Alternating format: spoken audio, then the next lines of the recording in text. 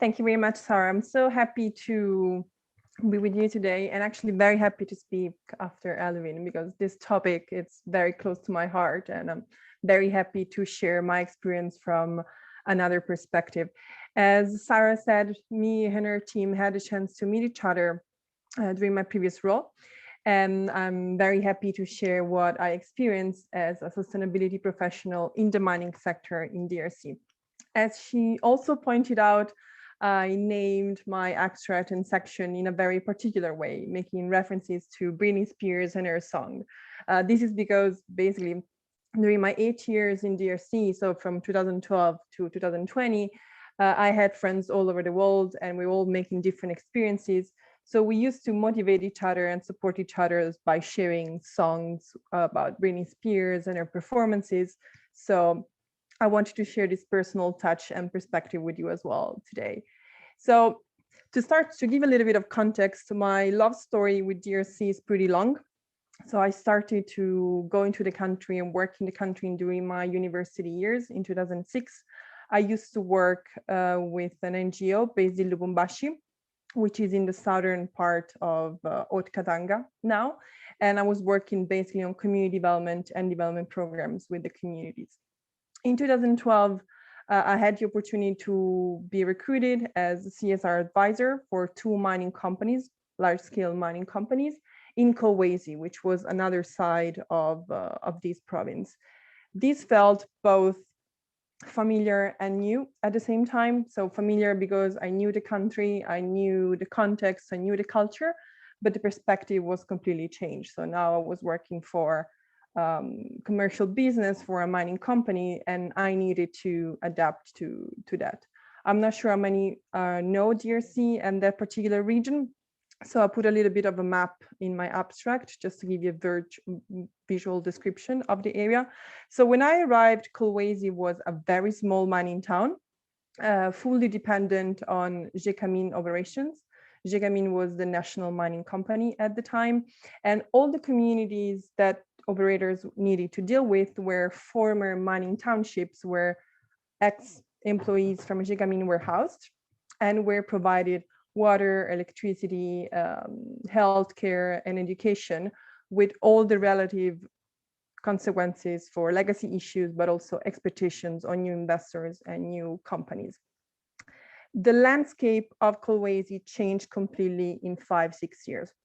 So with the boom of the economic sector and the mining sector especially, and also the demand for copper and cobalt, the town changed completely. So it went way beyond the historical limits of the town and completely canceling any difference between urban and rural areas.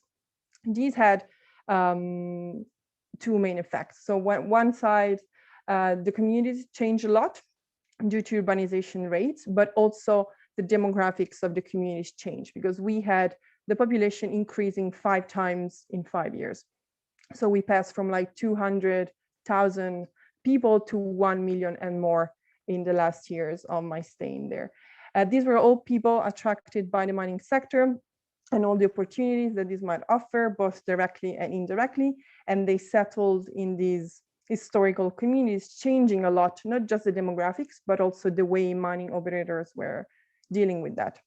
So it changed the interest, it changed the expectation, and in some sort of sense, it created also conflict within the communities that the mining operators needed to take in consideration when engaging with the communities and deciding the engagement strategy and the development strategy.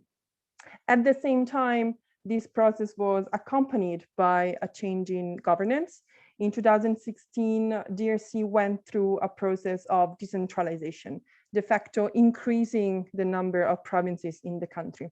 What this meant for Kolwezi. So Kolwezi passed from being a peripheral mining town in the huge Katanga province to become the capital of a new province, Lualaba, which basically became the economic center of the province because it housed many of the mining operators in the area. So Kolwezi really became the place to be. So every operators, stakeholders, clients, customers flooded Kolwezi over the years just to understand what the mining sector was, both large-scale mining and artisanal mining. and also to understand what the opportunities were. To link it to the initial question of Sarah, so how do you make ESGs real in this context? I think for us, the turning point was the 2018 mining code. Most of people focused on the tax aspect and the fiscal aspect, but this new code was really a turning point for all the mining operators, also for when it came to stakeholders engagement, resettlement, and community development, since this new law integrated lots of international standards and best practices around it. If you can see from the map, I mean, all the communities were encroached into different mining operators.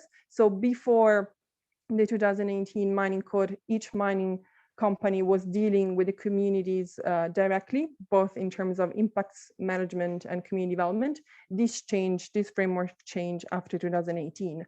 So government had much more visibility on what the mining companies were doing and really wanted to play that role of supervision and coordination, not just in terms of tax and revenues, but also in how money from community funds were spent, how the negotiations with the communities were carried out, and also how the different mines needed to assess and manage their impacts.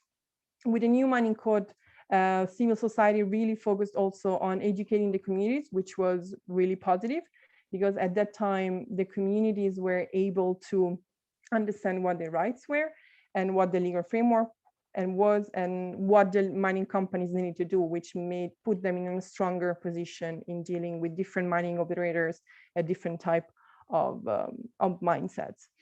I think for me, one iconic example that can summarize all these changes and how the mining sector changed in the DRC with the relative effects is artisanal mining in the cobalt sector.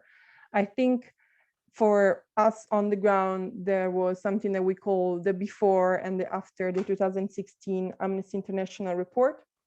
I'm not sure if you guys are familiar with that, but basically it's a report concerning the cobalt industry in DRC and all the concerns around human rights, transparency, and corruption. If I can say before 2016, it's not like artisanal mining was not existing, it existed, but it had a different type of characteristics.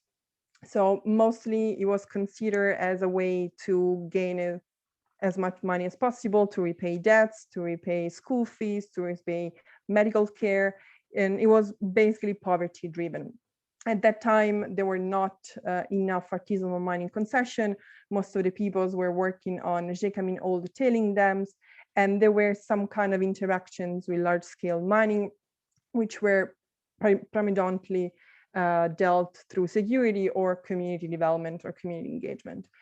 This changed, as I said, after 2016, both for the economic rise of interest on copper and cobalt, but also because the attention that Amnesty International put on these all due diligence and human rights concerns. As for the sector, I mean, it attracted lots of people from different parts of the country and the province, which were not necessarily driven by poverty concerns, but really saw in this sector a way to improve themselves, good economic opportunity, and a way to make a good and sustainable living. This shift of perspective changed also from one side the approach of the government, and definitely demanded mining operators to change what their approach was. Obviously, the government was from one side pressurized to protect large-scale mining from intrusion and from violent interactions with mining companies. But on the other side, they had the responsibility to provide access and resources to artisanal miners to being able to perform their activities and actually make that economic and social transition to development. But when it comes to mining operators, I think that, I mean, and I can just talk from my experience, and Sarah and Ellen knows, it's a tough discussion to have internally because you have different interests, you have people that see the matter and intend the matter in a different way. You have the legal approach, you have the community approach, you have the environmental approach, and you have the governance approach. So all these souls and parts need to find a way to dialogue together and definitely shape a more integrated approach. Security and community are just first base, a reactive approach, but ASM, especially in that area, is there to stay. So obviously an approach that takes in consideration all these perspectives needs to be developed. When I spoke to Sarah about this talk and what the final question should have been, she asked me, what does it mean for you, like a responsible cobalt? How would you define that? I think I will answer by mentioning one of my recent talks with one economic professor. That is very traditional, so it just looks at the curve of demand and the curve of supply and makes an assessment. So I asked him about cobalt and how he would see these in the long term, considering supply, due diligence, and human rights. And he looked at me and he was like, "Oh, don't worry. I mean, the market will substitute cobalt as soon as the resources start depleting or becoming limited or difficult to access." And I was like, "What about the people then?" And he looked at me like, well, didn't really know what to say. And I think that's a little bit what the situation is now. I think in the past 3-4 years, lots of efforts have been put in formalizing the sector and making it more responsible, both from a governmental point of view, but also from large-scale operators and third parties and development organization. I think the real challenge now is to make it sustainable for people. So keep that promise that artisanal mining can be a viable job opportunity and a way to develop from an economic and social point of view. And you can do that not just in the short and medium term by making artisanal mining a viable supplier, a reputable supplier for cobalt users and customers, but also to find its place in the whole economic framework of the country in the long term. So. Francesca, that was absolutely fantastic. I hope I respected my time. It was beautiful. It was perfect. Ladies and gentlemen, please put your hands together for the Francesca. There we go. Fantastic Francesca. Round of applause. Oh, brilliant. So Francesca, I mean, with regards to this, I have to say I had no idea that you'd lived through so much change, like when you were there living in the Katanga and then the Lualaba region within the DRC. Just with regards to the 2018 mining code, so when that came in, it sounds like that was a massive change in terms of how different groups of people actually interacted. You don't need to answer this directly, but do you think that 2018 code ultimately was a good thing, or did it hamper things? Was it a bad thing? I think it's a good thing, meaning that the first mining code was in 2002. And that was really at the beginning of the democratic life of DRC, where they didn't really know what the perspective of the mining sector was. So I think the 2018 mining code takes in all the experience of those 16 years and really basically translates and says, okay, this is the strategy of the country. We wanted the mining sector to be the driver of the economic development of the country. Of course, a law without implementation and without governance doesn't really, cannot by itself translate the letters to actions. So I think the big challenge is more like in the governance around the mining code and how all those different obligations and requirements are implemented from a fiscal point of view and a community point of view. I mean, that's, and in my case, if that is going to be done, it's going to be it's going to put DRC in a good direction. Yeah, no, brilliant. And I guess then, and with that as well, so you've got, you know, the government, I guess, sort of increasing that governance, as it were, from their angle. As you mentioned, we're also seeing increasing scrutiny, quite rightly so, from the buyers of cobalt and other materials from that particular region. And at the moment, there seem to be a never-ending array of responsible cobalts, et cetera, again, I mean, obviously everybody is moving in the same direction and trying to improve things. Do you think, though, that the kind of the sheer array of requirements is quite confusing, or like, how do you know which one to choose, etc.? I think, the explosion of all these framework audits requests and all these kind of protocols developed by customers and clients, it's quite confusing. It can be very challenging and heavy also for mining operators. Sometimes you find yourself having 3 audits in the same kind of period, and they ask you the same thing just in different ways. So it's kind of difficult to keep up. Obviously, what you choose is really depends on the type of operators that you are. You can be like bare minimum, just respecting what the laws requires. If you're a Western group, obviously you need to comply with what your customers, and in this case, like the European Union requires. So it really depends on operators. So it requires a lot of work, but I think we are not at that stage yet. So we are not in the stage where everybody really feels comfortable to adopt a more of a common ground. Everybody's more having this one-to-one approach, which makes them more comfortable.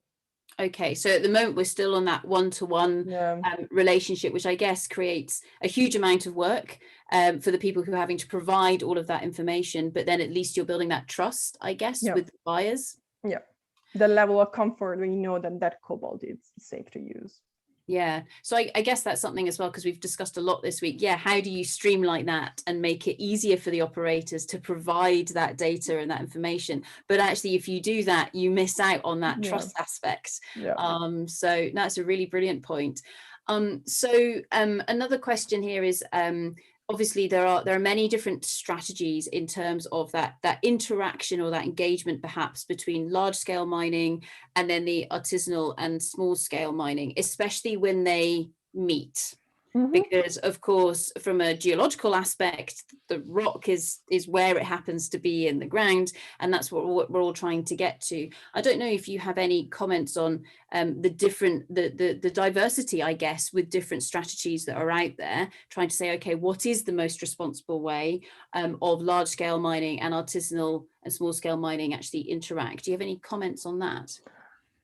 I think there are 2 factors to consider. So one is the risks and the impacts, and then the other one is actually the social license to operate aspects. So of course, different mining operators will be located in different areas, having different type of geographical location, which means also different barriers from being intrude or having access from external people. So having a solid risks and impact assessment is the key. So you really understand what your exposure is and what measure you can put in place to avoid to produce any negative effects on the people and your operation. But this is just the starting point. I think the fact that you don't have risks and impacts immediate to your operation, that doesn't mean you should not behave as a responsible operator and be part of the discussion. So which is why I added the element of social license to operate. I think that artisanal mining is there to stay, and they have rightly so the right to be there because it's a legal activity. And I think that government artisanal mining needs to be supported in this discussion. So artisanal miners, large scale miners need to be part of that discussion. And to me, you cannot live in a context of separation. So separation and a reactive approach is not possible anymore. It's not constructive and it's not feasible anymore. So any type of form of active engagement and to the extent of coexisting together is, for me, what in this context of DRC and Kolwezi is what it should look like as a good practice. Fantastic. Thank you so much for that, Francesca. The questions continue to come in on the Q&A. You've inspired lots of chat and interest there. So I'm going to let you go and address those in the written format. But ladies and gentlemen, please put your hands together for the wonderful Francesca. Thank you so much. Thank you so much. Brilliant.